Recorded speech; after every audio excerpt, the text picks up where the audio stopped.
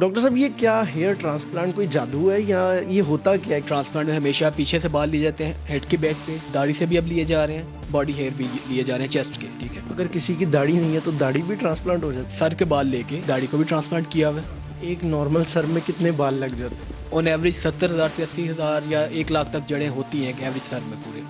Doctor साहब, इस सारे प्रोसीजर को टाइम कितना लगता है? 6 से 8 घंटे का होता है। तो सर इसकी अब प्राइस भी बता दें, क्योंकि लोग डरते हैं कि ये महंगा बड़ा प्रोसीजर है। कितने हेयर ट्रांसप्लांट कर लें? तकरीबन कोई 5,000 के राउंड ट्रांसप्लांट अब तक मैं कर चुका हूँ। कभी कोई ख़राब भी हुई है सर्जरी? अस्सलाम वालेकुम जी, डेली पॉइंट के साथ मैं हूं नुमान सुलैही। नाज़रीन, अक्सर हम देखते हैं कि कुछ लोग सारी उम्र गंजेपन के साथ गुजारते हैं, लेकिन कुछ ही दिनों में वो घने और अच्छे बालों के मालिक बन जाते हैं। ये जादू उनके साथ किस तरह हो जाता है? बेसिकली जब उनसे पूछते हैं तो वो कहते हैं कि हमने हेयर ट्रांसप्लांट करवाया है। ये हेयर ट्रांसप्लांट क्या चीज़ है, किस तरह होता है, कितने में होता है, करता कौन है, ये इन्फॉर्मेशन वो नहीं देते। बहरहाल वो इन्फॉर्मेशन आज हम आपको देंगे। मेरे साथ डॉक्टर बुरहान अशरफ मौजूद है, जो कि हेयर ट्रांसप्लांट सर्जन है। इनसे जानते हैं ये हेयर ट्रांसप्लांट कब से कर रहे हैं और ये सारा प्रोसीजर क्या है। अस्सलाम वालेकुम जी वालेकुम सलाम। डॉक्टर साहब, कैसे मिजाज है? ठीक है, अल्लाह का शुक्र, आप ठीक हैं? करम। डॉक्टर साहब, ये क्या हेयर ट्रांसप्लांट कोई जादू है या ये होता क्या है? क्योंकि जिसके भी बाल हम देखते हैं सारी उम्र वो गंजेपन में गुजारता है, अचानक बालों का मालिक पूछें तो हेयर ट्रांसप्लांट करवाया है। ये चीज़ क्या है? अच्छा, ये जादू नहीं है, ये एक प्रॉपर साइंटिफिक प्रोसीजर है। जैसे डिफरेंट मेडिकल साइंस ने प्रोग्रेस की, आपका डिफरेंट टेक्नोलॉजी आई है। हेयर ट्रांसप्लांट भी एक ऐसी टेक्नोलॉजी है जो कि पिछले 40-50 साल से सारी दुनिया में बहुत ज़्यादा फ्रीक्वेंट हो रहा है। जब भी कोई हेयर ट्रांसप्लांट है, इसमें हम हेड के बैक से आपके बाल लेते हैं और फ्रंट पे उनको लगाते हैं। ये एक बेसिक बड़ा सिंपल कंसेप्ट है, एक ले मैन के समझने के लिए, एक आम आदमी के समझने के लिए। एक प्रॉपर फील्ड है, मेडिकल फील्ड है, जो कि क्वालिफाइड बंदे से करवाना चाहिए हमेशा। क्वालिफाइड बंदे से याद आया कि मैंने अक्सर वो दाता दरबार वाली साइड पे देखा, बाहर लोगों ने लिख के लगाया हो कि हमारे पास आए और हेयर ट्रांसप्लांट करवाएं, नए बाल लगवाएं। तो ये क्या वो लोग भी सही कर रहे हैं? देखें, वही बात कि क्वालिफाइड का लफ्ज़ मैंने इसलिए यूज़ किया कि जब भी आप हेयर ट्रांसप्लांट करवाएं, देखें कि वो जो डॉक्टर है आपका, वो हेयर ट्रांसप्लांट सर्जन है, डर्मेटोलॉजिस्ट है, प्लास्टिक सर्जन है, जो इस तरह के हैं, क्वैक्स हैं।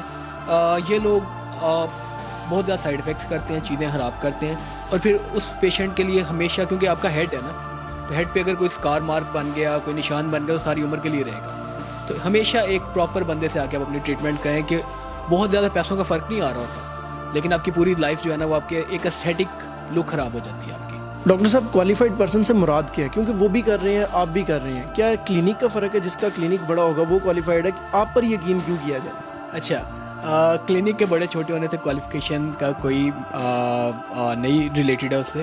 क्वालिफाइड का मतलब ये है कि जिससे आप हेयर ट्रांसप्लांट करवाने, वो एक MBBS डॉक्टर है, नंबर 1 बेसिक, ठीक है। फिर वो एक क्वालिफाइड डर्मेटोलॉजिस्ट या प्लास्टिक सर्जन है। ये आउट ऑफ कमर्शियल थिंग है कि आपको पता हो कि अगर आप हेयर ट्रांसप्लांट करवाने जा रहे हैं या कोई भी स्किन का प्रोसीजर करवाने जा रहे हैं, तो क्या मिनिमम क्वालिफिकेशन है आपके डॉक्टर की कि आप उस पर ट्रस्ट करें। ये ना हो कि आप अपना काम सही करवाने जाएँ और ख़राब करवा के आ जाएँ। आपने अपनी जो लाइफ हिस्ट्री है उसमें कितने हेयर ट्रांसप्लांट कर ली? वेल, मुझे तकरीबन 12 साल हो गए हैं। मैं अब बहुत बड़े इदारों में ट्रांसप्लांट करता रहा हूँ, अब अपने क्लिनिक में ट्रांसप्लांट कर रहा हूँ। तकरीबन कोई 5,000 के राउंड ट्रांसप्लांट अब तक मैं कर चुका हूँ और अल्लाह का शुक्र है अभी भी सर्जरी चल रही है और बेहतरीन रिजल्ट्स आ रहे हैं। कभी कोई ख़राब भी हुई है सर्जरी? देखें, जब भी आप कोई मेडिकल प्रोसीजर करेंगे, हमेशा चांसेस होते हैं उसमें साइड इफ़ेक्ट आ सकते हैं। मैं अब बहुत ओपन ये बात करता हूँ कि कोई ये झूठा दावा नहीं है कि जी मैं कोई बहुत ही कोई सुपर हिट किस्म की चीज़ हूँ या ऐसा नहीं है। हमेशा जब आपके पास कोई साइड इफ़ेक्ट आए या आप कोई प्रोसीजर कर रहे हैं, आप अगर क्वालिफाइड हैं तो आप साइड इफ़ेक्ट को कंट्रोल कर सकते हैं। अल्लाह का शुक्र है कि इन 5,000 सर्जरीज या जितने भी हमारे पास नंबर्स हैं, उसमें हमने कभी भी कोई भी मेजर इशू नहीं आया। छोटा मोटा इशू हो सकता है, कुछ किसी जगह पे कोई पॉइंट पे बालों की ग्रोथ ना हुई या कोई थोड़ा बहुत दाना बन गया सर पे, या मतलब ये सारी ऐसी चीज़ें हैं जो कंट्रोल हो सकती हैं और वो इसीलिए हम उसको कंट्रोल कर सकते हैं कि हमने एक प्रॉपर उसका जो फील्ड है उसको प्रॉपर अपनाया हुआ है, उसको प्रॉपर उसमें पोस्ट ग्रेजुएशन की, उसमें स्टडी किया, एक्सपीरियंस हुआ, ये सारी चीज़ें इसके साथ आती हैं।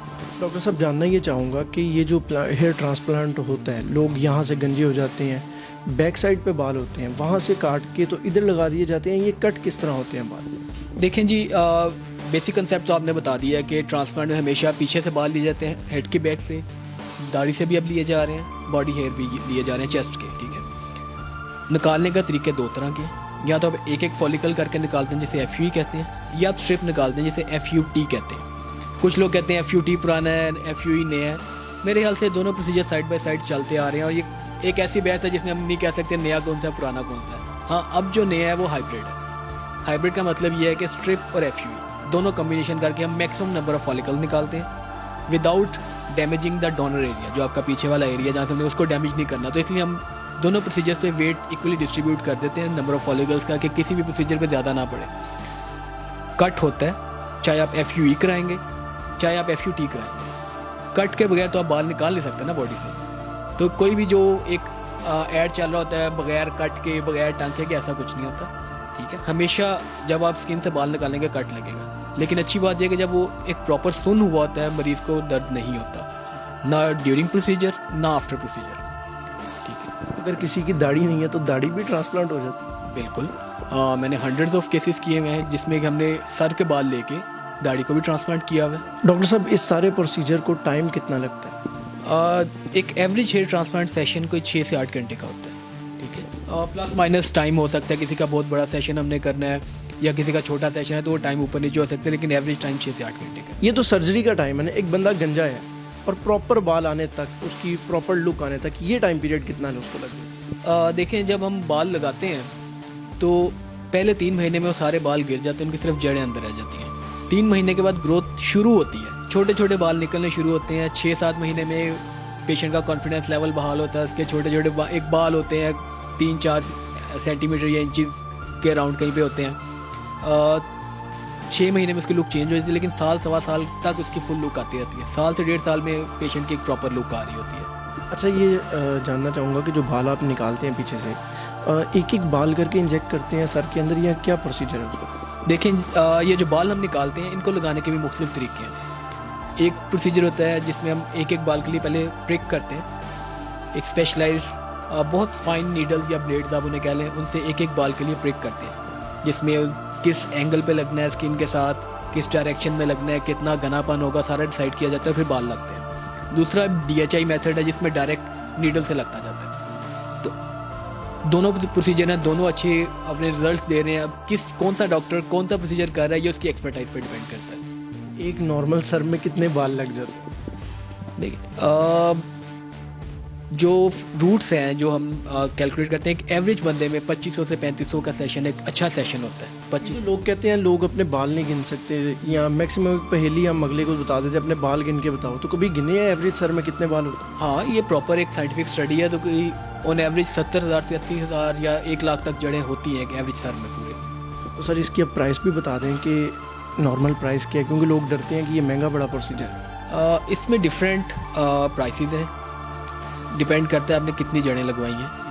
एक एवरेज सेशन जो स्टार्टिंग प्राइस है वो 60,000 के अराउंड कहीं पे स्टार्ट होता है, और फिर नंबर ऑफ रूट्स पे डिपेंड करता है और सर्जन की एक्सपर्टाइज पे डिपेंड करता है कि आप कितने उसके चार्जेस हो सकते हैं। अच्छा, एक चीज़ कि जब हेयर ट्रांसप्लांट हमने करवा लिया, क्या उनकी ग्रोथ भी नॉर्मल बालों की तरह ही होगी? वो कटिंग वगैरह सब कुछ दोबारा से वही ज़िंदगी हमें मिल जाएगी? जी बिल्कुल बिल्कुल, आप उनकी कटिंग करवाएं, आप उनको बिल्कुल ट्रिम कराएं, ये आपके नेचुरल बालों की तरह ग्रो करेंगे, आपके अपने बाल हैं। अब हमारे पास जो यंग लड़के आ रहे हैं उनमें हेयर लॉस की, बाल गिरने की वजूहत में सबसे इंपॉर्टेंट है जीन्स, कि उनके जो अपने फैमिलियल एक पैटर्न है वो जल्दी आ रहा है। एक तो नेचुरल एक टेंडेंसी है, फिर हमारा जो एनवायरनमेंट है उस वजह से, फिर जो हमारी लाइफस्टाइल है सेडेंटरी के और फास्ट फूड का एक एलिमेंट है, तो ये सारी चीज़ें मिल के हेयर लॉस को जल्दी उम्र में लेके आ रही हैं। अब उसको कंट्रोल करने के लिए डिफरेंट मेथड्स हैं।